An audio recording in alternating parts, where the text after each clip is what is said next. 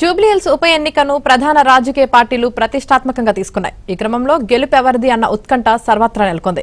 ఇక రేపు జరగబోయే జూబ్లీహిల్స్ ఉప ఎన్నిక కౌంటింగ్ కు సంబంధించి పూర్తి సమాచారం మా తెలంగాణ బ్యూరో ఇన్ఛార్జ్ నవీన్ అందిస్తారు. నవీన్,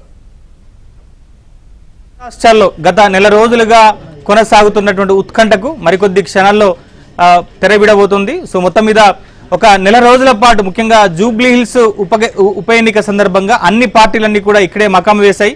ముఖ్యమంత్రి రేవంత్ రెడ్డితో పాటుగా BRS party working president KTR, అలానే కేంద్ర మంత్రి కిషన్ రెడ్డి ఈ జూబ్లీహిల్స్ లోనే దాదాపుగా అన్ని డివిజన్లలో వాడవాడల బస్తీ బస్తీ గల్లీ గల్లీ ఇల్లు ప్రచారం కూడా చేశారు.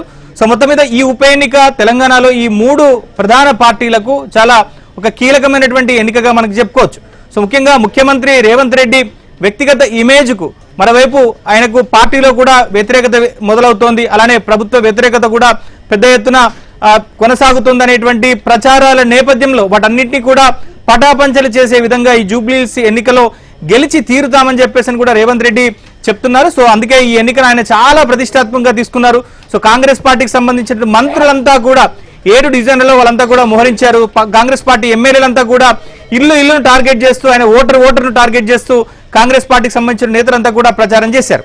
ఇక BRS party working president KTR కి ఈ ఎన్నిక చాలా పెద్ద అగ్ని పరీక్షగా మారింది. ఎందుకంటే గ్రేటర్ హైదరాబాద్ లో అంటే గడిచిన 2023 అసెంబ్లీ ఎన్నికల్లో సో తెలంగాణలో ముఖ్యంగా రూరల్ తెలంగాణలో బీఆర్ఎస్ పార్టీ ఓడిపోయినప్పటికీ కూడా సో హైదరాబాద్ లో మాత్రం క్లీన్ స్వీప్ చేసింది జిహెచ్ఎంసీ పరిధిలో.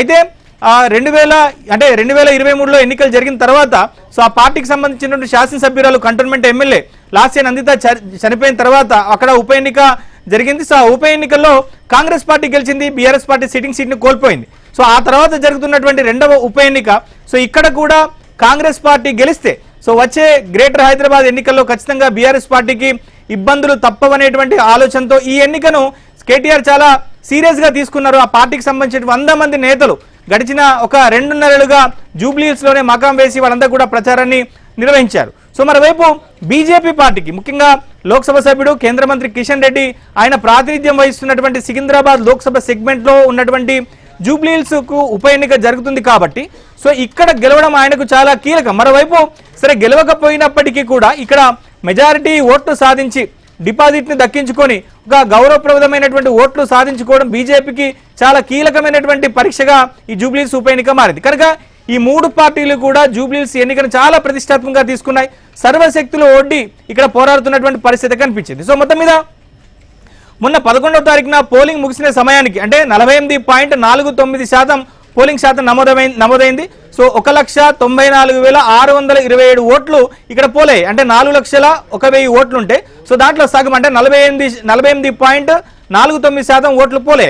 సో దీంట్లో ఏ పార్టీకి అయితే 90,000 ఓట్ల పైచీలకు వస్తాయో ఆ పార్టీ తప్పక గెలిచేటువంటి అవకాశాలు అయితే కనిపిస్తాయి. సో మనం సర్వేలలో కనుక చూసాం అంటే ఎగ్జిట్ పోల్ సర్వేలలో సో బీఆర్ఎస్ పార్టీకి కాంగ్రెస్ పార్టీకి చాలా తక్కువ ఎడ్జ్ ఉన్నట్టుగా కనిపిస్తుంది. అంటే ఎగ్జిట్ పోల్స్ అన్ని కూడా కాంగ్రెస్ పార్టీ గెలుస్తుందని చెప్తున్నప్పటికీ కూడా సో బీఆర్ఎస్ పార్టీ కూడా కాంగ్రెస్ కు గట్టి పోటీ ఇస్తుంది. కేవలం ఒక 3-6-8 ఈ 3-6-8% మధ్యలోనే గ్యాప్ ఉంటుంది అని చెప్పేసి ఎగ్జిట్ పోల్ సర్వే ఫలితాలన్నీ కూడా చెప్పాయి.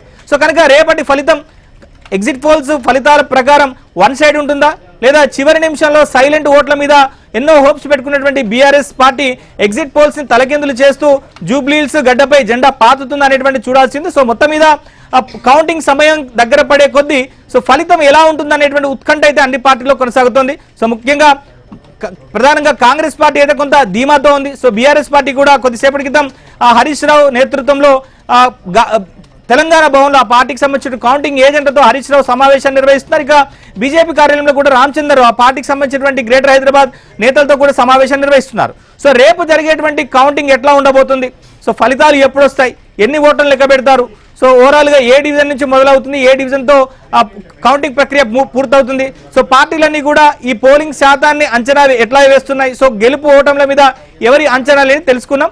సో ముఖ్యంగా మన కాంగ్రెస్ పార్టీ ముఖ్యంగా ఈ గెలుపు మీద చాలా హోప్స్ పెట్టుకుంది. సో గాంధీ భవన్ లో కాంగ్రెస్ పార్టీ ముఖ్య నేతలతో కాంగ్రెస్ పార్టీ సంబంధించిన నేతలతో అక్కడ ముఖ్య నేతలంతా కూడా భేటీ అయ్యారు. సో రేపు కౌంటింగ్ సందర్భంగా ఎట్లాంటి వ్యూహాన్ని అనుసరించాలి, కౌంటింగ్ హాల్ లోపల సో ఎక్కడ పొరపాటు దొరకకుండా చాలా అప్రమత్తంగా ఏ విధంగా ఉండాలి దాని మీద కూడా అక్కడ గాంధీ భవన్ లో సమావేశం